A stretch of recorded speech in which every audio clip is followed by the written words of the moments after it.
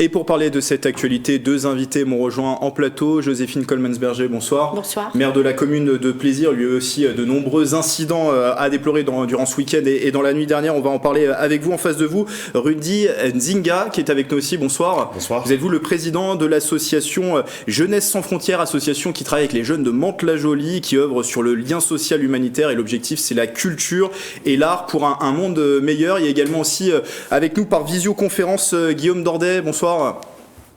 Bonsoir. Vous êtes, vous, donc secrétaire du syndicat, secrétaire régional du syndicat Alliance Police Nationale dans les Yvelines. Première réaction, Joséphine Coleman-Sberger. Alors peut-être déjà un point à Plaisir sur les rassemblements qu'on a vu se dérouler un peu partout en France. À Plaisir, combien de personnes sont venues à la mi-journée ? On était plus de 250 devant la mairie ce matin. J'étais d'ailleurs très surprise qu'il y ait un retour aussi vif de la population, alors qu'on a annoncé ça hier soir. Mais on a senti non seulement, je dirais, une envie forte d'être là, mais aussi une grande émotion. Vraiment très très grande émotion parce que tout le monde ressent la même chose, c'est-à-dire où on va, quoi. C'est très très inquiétant, même si on sait que les choses se sont calmées la nuit dernière, mais aujourd'hui on est véritablement sur une difficulté de compréhension puisqu'il y a une attaque qui est une attaque vis-à-vis des piliers de la démocratie et de la République, donc on peut comprendre certaines choses peut-être, mais en tout cas les réactions qui ont eu lieu ces jours-ci nous font comprendre que il y a une difficulté peut-être à dialoguer avec ces jeunes. Donc je pense qu'on a encore beaucoup de travail à faire, je crois. Vraiment. Selon le président de l'Association des maires de France, il y aurait près de 150 bâtiments municipaux qui ont été victimes d'attaques. Là, on allait même plus loin ce week-end avec, on le disait, l'attaque du domicile du maire de l'Haye-les-Roses dans le Val-de-Marne. Ça vous fait quoi justement de recevoir ce soutien, de voir que de nombreuses personnes, des habitants, d'autres représentants puissent venir à ce genre de rassemblement ? Je trouve que c'est important parce que justement les élus aujourd'hui on est plutôt, je dirais, dans un regard qui est mitigé, puisque aujourd'hui on prend des décisions qui sont pas forcément les nôtres, qu'on nous impose, parce que l'État aussi se décharge de pas mal de choses sur les collectivités. Du coup nous on est en première ligne et on donne l'impression qu'on n'est pas forcément à l'écoute de l'habitant, puisqu'on est obligé de prendre des décisions parfois un peu dures. Et le fait d'avoir les habitants qui viennent à nous pour nous dire qu'ils sont là, qui savent qu'on est là pour eux, pour défendre la cité, pour défendre la ville. J'aime pas trop ces mots guerriers, là, ça ne me plaît pas. Je préfère parler de tristesse et de douleur, et je n'aime pas en plus le côté binaire. Il y a des gentils, il y a des méchants, c'est pas du tout comme ça qu'on fonctionne. En tout cas, moi, je fonctionne pas comme ça à Plaisir. Je crois qu'il y a des choses à mettre en place, des vraies décisions à prendre, que l'on n'a pas pris jusqu'à présent, mais des décisions intelligentes et pas des décisions extrêmes. On va parler dans un instant sur comment on peut aussi mettre fin à ces violences. Quel regard vous portez justement sur ces rassemblements de soutien aux élus ? On a vu les élus qui ont été visés, alors pas forcément que les élus, mais aussi les bâtiments municipaux, les mairies. C'est le cas à Mantes-la-Jolie. Il y a l'annexe de la mairie de Mantes-la-Jolie au Val-Fouré, dans le quartier du Val-Fouré, qui a été incendié, qui a été détruite par un incendie.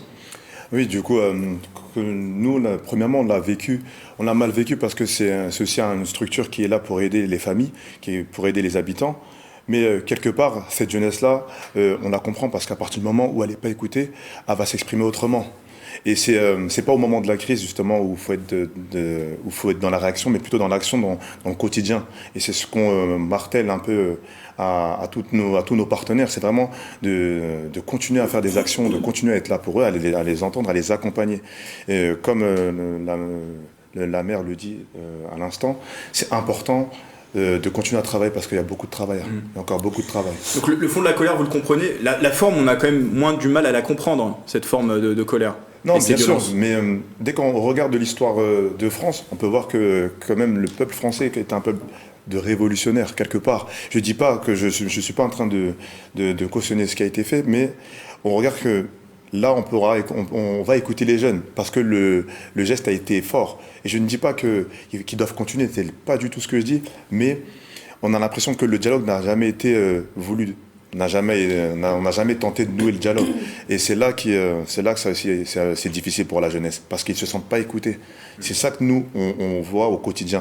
c'est ça qui fait écho chez le jeune. Juste avant d'entendre Guillaume Dordet, peut-être une réaction, Joséphine Colmans-Berger? Moi, depuis des années, ça fait 20 ans que je suis en politique, je m'aperçois qu'on fait énormément de choses, des associations comme celle de monsieur, il y en a pas mal et même beaucoup. On fait beaucoup d'actions aussi, vous savez, sur les quartiers. Et donc, on est un petit peu aussi désolé de voir que ça ne porte pas ses fruits. Donc, peut-être qu'on n'est pas dans la bonne démarche. Mais je voudrais quand même rajouter quelque chose. Je crois qu'il ne faut pas oublier les fondamentaux, c'est-à-dire l'éducation familiale. C'est quelque chose qui est important. Aujourd'hui, on voit des jeunes de 13, 14, 15 ans, jusqu'à 17 ans qui sont sur la rue à 3 heures du matin. Je suis désolée de le dire, je me demande parfois où sont les parents. Il y a un moment donné, il faut peut-être se poser des questions. Donc, il y a toute une trajectoire à refaire. Il y a peut-être eu des loupés, il y en a certainement, mais je crois qu'aujourd'hui et demain, on pourra le dire au président de la République. Je crois qu'on a pas mal de choses à lui dire demain. Et Guillaume Dordet, juste sur l'aspect élus locaux, mairie visée, vous observez aussi dans les Yvelines, à l'image de ce qui s'est passé dans le quartier du Val-Forêt, des bâtiments publics, des bâtiments municipaux qui sont souvent pris pour cible dans ces derniers jours? Oui, tout à fait. Déjà, rien que ce week-end, on a malheureusement constaté des incendies et un incendie sur une école élémentaire à Versailles, sur des locaux associatifs à Limay et à Poissy. On a les locaux de la police municipale aussi de Guyancourt qui ont été incendiés. Donc, effectivement, malheureusement, ça continue. Et on parlait aussi la semaine dernière de ces écoles, et on en parlait aussi ce soir, de ces écoles incendiées dans la commune de La Verrière. Joséphine Colmans-Berger, vous faites partie de ces 220 maires qui vont être reçus demain par le président de la République, Emmanuel Macron. Qu'est-ce que vous attendez de cette rencontre avec le président de la République? Pas grand-chose. C'est pas bien de dire ça, mais je veux dire, déjà, on est trop nombreux pour pouvoir vraiment échanger. Je crois qu'on est tous dans la même situation de colère et de douleur. Je veux vraiment dire douleur parce que c'est quelque chose qu'on ressent. Moi, la colère, c'est pas quelque chose qui m'anime. Je suis plutôt dans une démarche de construction. Et si on arrive vraiment à évoquer avec lui certaines choses, je crois qu'il va falloir aussi prendre des décisions réelles avec aussi savoir que nous, on est là, les élus, les associations, on est présents et on doit être ce lien avec le gouvernement pour faire comprendre ce qui se passe sur le terrain. Il ne s'agit pas toujours d'injecter de l'argent. C'est pas ça le but. L'argent, c'est une chose, mais il faut aussi comprendre le terrain. Et le terrain, qui est porteur du terrain? Ceux qui y sont, nous. Les élus, on a été pendant des nuits sur le terrain avec les forces de police et les pompiers parce qu'il fallait qu'on les accompagne et qu'on les aide justement pour essayer d'être sur le territoire. Et c'est là qu'on s'est rendu compte qu'il y avait des jeunes qu'on connaissait et qu'on accompagnait des gens déjà dans des activités. C'est là qu'on ne comprend pas très bien ce qui se passe. Donc ce mal-être-là, il faut qu'on le fasse comprendre au président et surtout qu'il nous fasse confiance. On les connaît bien, on est là, on est présent avec les jeunes, on les côtoie, on connaît leurs prénoms, on sait qui ils sont, ils travaillent avec nos médiateurs, avec nos EduxP, ils travaillent avec les enseignants. Donc c'est ce que je dirais demain au président. Je vais dire au président, attention d'être trop loin de nous. Venez nous voir, écoutez-nous, faites quelque chose, mais qu'il soit du concret. Et je crois qu'on a pris beaucoup de retard. Rudy Ndinga, vous êtes d'accord sur le rôle qu'a joué le président de la République? Peut-être aussi une réaction sur ce que disait Joséphine Colmans-Berger, sur le rôle des parents aussi, qui est très important. Bien sûr, bien sûr. Et après, voilà, on peut le voir chez nous que parfois, des familles peuvent avoir des complications, justement, à l'éducation, qui peut être perçue différemment. Et là, justement, les associations, les collectivités doivent être là pour prendre le relais. Je prends l'exemple un peu de notre ville, où les CVS ou les maisons de quartier ne sont pas ouverts le soir, alors que c'est là où les jeunes ont plus besoin d'être écoutés, d'être canalisés, d'être encadrés. Et ça, je trouve, c'est aussi un défaut d'organisation, c'est un détail parmi tant d'autres. Mais moi, je trouve important que justement, qu'on fasse confiance aux collectivités et les collectivités nous fassent confiance sur le terrain, qu'on renoue un dialogue et qu'on retravaille ensemble. Et ça, c'est pour moi le mot d'ordre. Guillaume Dordet, pour faire un petit état des lieux dans les Yvelines, alors au niveau national, il est dit que la nuit a été plus calme. Et est-ce que vous faites le même constat dans les Yvelines? Est-ce que vous avez des chiffres à nous relier sur les émeutes de la nuit dernière? Alors oui, effectivement, la nuit dernière, c'était plus calme que les nuits précédentes, donc c'est tant mieux. On a entre guillemets que 4 ou 5 véhicules qui ont brûlé, quelques poubelles également, mais rien à voir avec la nuit d'avant. À plaisir, quelle est la situation? C'est le même constat? Ça a été plus calme? C'est exactement le même constat, mais La vigilance est là. Je l'ai dit aujourd'hui à la population qui était là devant l'hôtel de ville. Je leur ai dit qu'on ne baissait pas, je dirais, la surveillance, entre guillemets, parce qu'il s'agit bien sûr de les rassurer, et puis aussi parce que c'est notre rôle impératif d'être présent. Donc, tant qu'on n'aura pas passé une bonne semaine, je dirais, avec les relations que j'ai avec la police et les pompiers, de savoir que les choses se calment véritablement, on va rester très très très vigilants ensemble, malgré la fatigue que l'on peut avoir les uns et les autres. Mais je pense que la fatigue, elle est des deux côtés, donc ça va peut-être porter ses fruits. Oui, donc vos nuits, vous les passez sur le terrain en ce moment? Oui, moi j'ai 3 nuits blanches à mon actif, et j'avoue que voilà, c'est quelque chose que l'on ressent physiquement, mais moralement également. Donc on est beaucoup plus sensible, et j'essaie de ne pas tomber justement à la fois dans la colère, comme je disais tout à l'heure, ni dans le pathos, bien que la douleur est là. Moi j'ai du mal, et je porte la douleur de mes collègues qui ont été beaucoup plus impactés que la ville de Plaisir, avec des écoles, avec des polices municipales, avec des mairies brûlées, et ça, c'est, pour moi, ce sont les... Enfin, voilà, c'est les porteurs de la démocratie, et j'ai vraiment beaucoup de mal à accepter ça. Donc on va tout faire pour que les choses se calment, et on va se reposer les bonnes questions. Et d'après Jean-Michel Fourbous, le président de l'agglomération de Saint-Quentin-en-Yvelines, qu'on a croisé au rassemblement à Élancourt, il estime à 200 millions d'euros les dégâts dans l'agglomération. Vous avez déjà une idée sur la commune de Plaisir? Actuellement, on s'est rapproché des entreprises. On a des PME qui ont été entièrement brûlées, et en plus c'était dans le quartier du Valibou, alors que ces petites entreprises PME embauchaient ou prenaient des stagiaires du Valibou, donc ils ont davantage et encore plus cette tristesse-là, et on les accompagne pour leur trouver des locaux pour une période intermédiaire et réfléchir à l'avenir avec eux. Donc aujourd'hui, l'estimation des dégâts sur Plaisir, je ne l'ai pas, mais on chiffre, oui, c'est des centaines de milliers d'euros, certainement. Mais on va être derrière. J'ai vu que la région voulait accompagner, on verra ce que fait l'État. Le département, bien évidemment, va accompagner en étant vice-présidente. J'ai déjà entendu le président le dire. Donc on sera aux côtés avec nos moyens, et moi, en tant que maire, j'accompagnerai les entreprises, les commerces et tous ceux qui ont souffert pendant cette période. Et l'accalmie, vous l'observez aussi à Mantes-la-Jolie sur ces dernières nuits? Là, on sent un retour au calme. Mais après, on reste vigilant. Ouais. Sincèrement, on essaie nous aussi de ne pas être débordé par nos émotions.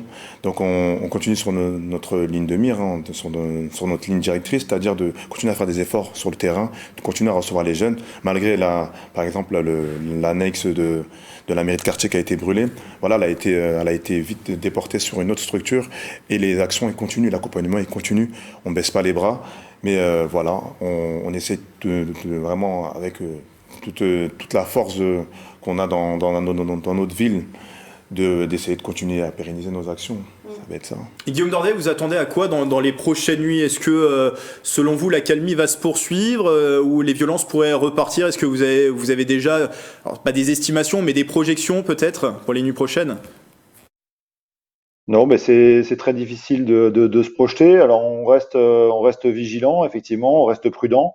Voilà, on attend que ça passe vraiment sur plusieurs jours, et on s'attend aussi malheureusement au 14 juillet.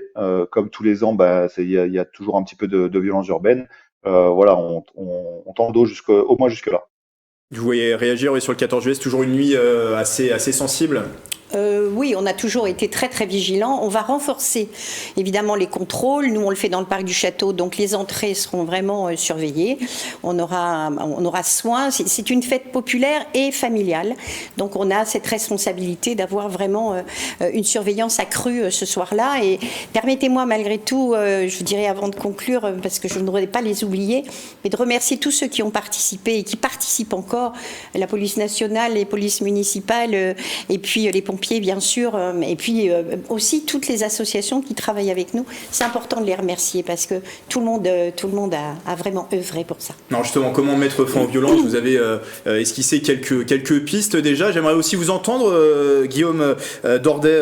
Comment, selon vous, on peut aller vers une situation de fin des violences, alors sur le territoire français, mais là en l'occurrence on parle du département des Yvelines? C'est difficile à dire, mais c'est vrai que ce qui a été dit tout à l'heure sur votre plateau, c'est vraiment la vérité. Je pense que un accompagnement vers les familles qui ont du mal à éduquer leurs enfants, et leur expliquer qu'un enfant de 14 ans, parce que ça reste des enfants, n'a rien à faire dehors à 22 heures en pleine semaine. Voilà, déjà ça peut passer par là, et s'il y a des problèmes d'éducation, il faut les accompagner, il faut les aider. Déjà, on aura déjà gagné un bon point. Quel est le sentiment actuel là, qui prédomine chez les policiers des Yvelines? Est-ce qu'il y a un sentiment d'épuisement? Là, on est quasiment à une semaine d'émeutes désormais en France. Oui, effectivement, ça commence à, comme disait Madame la maire tout à l'heure, on commence nous aussi à être fatigués. Enfin, les collègues commencent à être fatigués, à enchaîner les heures supplémentaires, et oui, bien sûr, ça devient compliqué. Deux polémiques qui ont agité les dernières heures. Il y a eu un communiqué d'Alliance, justement, votre syndicat et aussi d'UNSA Police qui appelle, je cite, au combat contre les nuisibles et les hordes de sauvages. Je cite également, demain nous serons en résistance et le gouvernement devra en prendre conscience. Et puis alors, ça n'a rien à voir avec Alliance, mais il y a une cagnotte aussi qui a été lancée par le polémiste Jean Messia en faveur de la famille du policier qui a été l'auteur du tir mortel. Elle a recueilli plus d'1 million d'euros. Est-ce que vous ne pensez pas que ça risque de jeter de l'huile sur le feu et pas d'aller vers l'apaisement? Bah, écoutez, les termes qui ont été utilisés sur les communiqués de presse, nous les assumons. Parce qu'effectivement, quand vous êtes sur la voie publique et que vous avez des scènes de guérilla urbaine, ben voilà, on n'a pas d'autres mots. Donc effectivement, on est obligé d'utiliser des mots forts pour qu'on puisse en parler et pour que les autorités puissent agir. Il y a des élus politiques qui ont parlé de risque de sédition justement face à ces propos. Qu'est-ce que vous répondez à ça? Bah, écoutez, après, je vais pas polémiquer là-dessus, mais c'est vrai que on est en difficulté sur le terrain, enfin mes collègues en tout cas. Et alors, je comprends que les termes puissent éventuellement choquer, mais je pense que les gens qui sont choqués, c'est ceux qui ne voient pas la réalité en face et qui pensent qu'on est encore dans un pays comme on dit souvent dans la police, un pays des bisounours. Ces propos, ils vous ont choqué, vous en plateau? Ce sont des propos qui me choquent, moi. Ce sont des propos qui me choquent parce que on est aussi, alors évidemment, on n'est pas au front comme est la police, mais comme je disais, les élus ont été sur le terrain la nuit, justement pour accompagner aussi tout ça. Donc on a vu des choses clairement, on les ressent pas dans notre chair, peut-être comme les policiers, mais en tout cas, il y a des mots qui, moi, me gênent. Il y en a deux dans le communiqué particulièrement qui me perturbent. Parce que je crois que, oui, on est sur le terrain, on connaît et on sait qui sont ces jeunes. Pas tous, mais en tout cas, on sait. Et pour moi, les choses excessives me perturbent vraiment. Je crois que c'est pas par ce biais-là qu'on va arriver à créer un lien aussi avec eux. Donc, oui, j'entends la colère, j'entends l'inquiétude, la fatigue, tout ça, mais ce sont des propos trop forts pour moi, en ce qui me concerne. Audi? Non, je suis tout à fait d'accord avec vous. Pour moi, on désinfantilise un peu ces jeunes-là. Parce que si on compare un peu aux gilets jaunes ou quoi que ce soit, les réactions sont différentes, les mots sont différents. On peut parler de révolution, mais dès que ça touche à la jeunesse, on parle d'émeutes. Et là, les mots, ils sont lourds. Et on n'a plus l'impression qu'il y a des enfants en face. Et il est là aussi le problème. Et eux, ils se sentent du coup exclus après. Et on arrive à un cercle sans fin.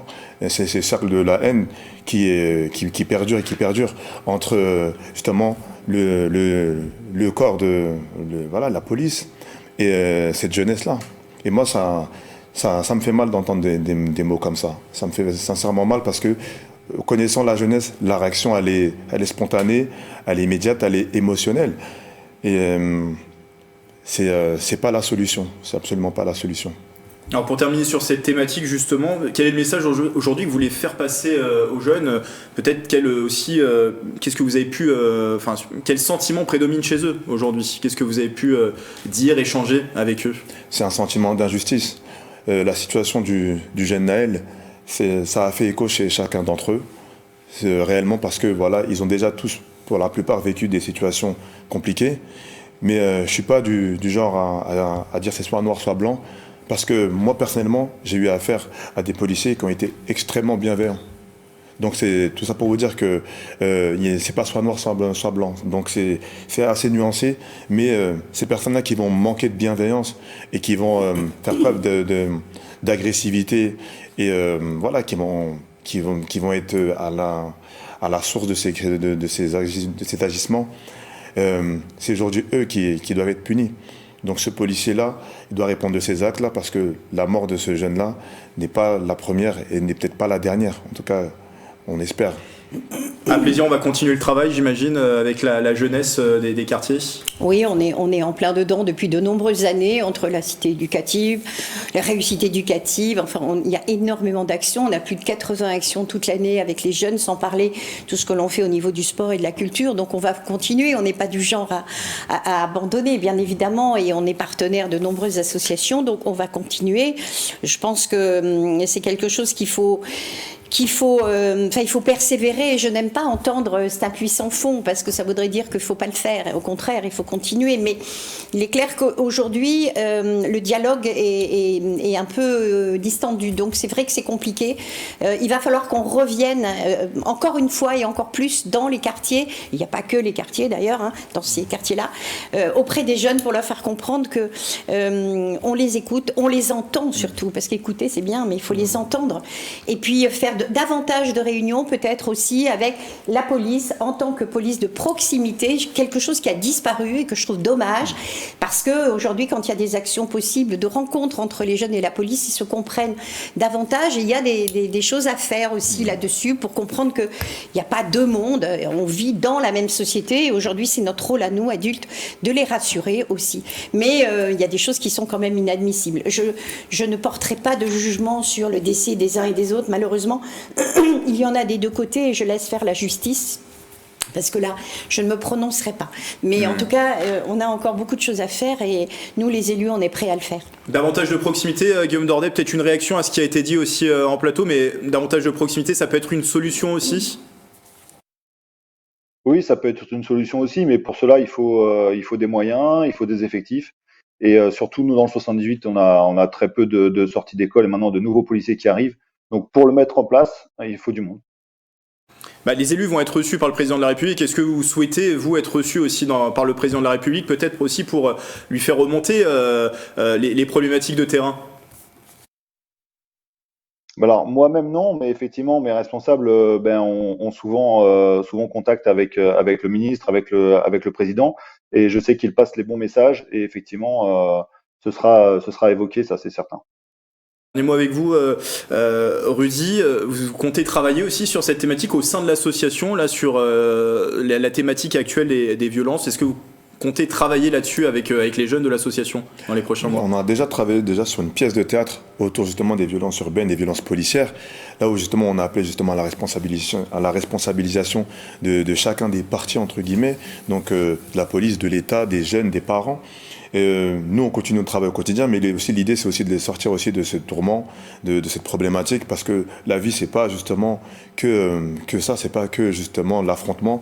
Il y a aussi plein de belles choses. Et une fois sorti de cette actualité, de cet épisode, il sera temps justement de partir sur des choses nouvelles et vraiment des belles choses. C'est là que les solutions vont aussi se multiplier. C'est là aussi que le développement des jeunes va se faire.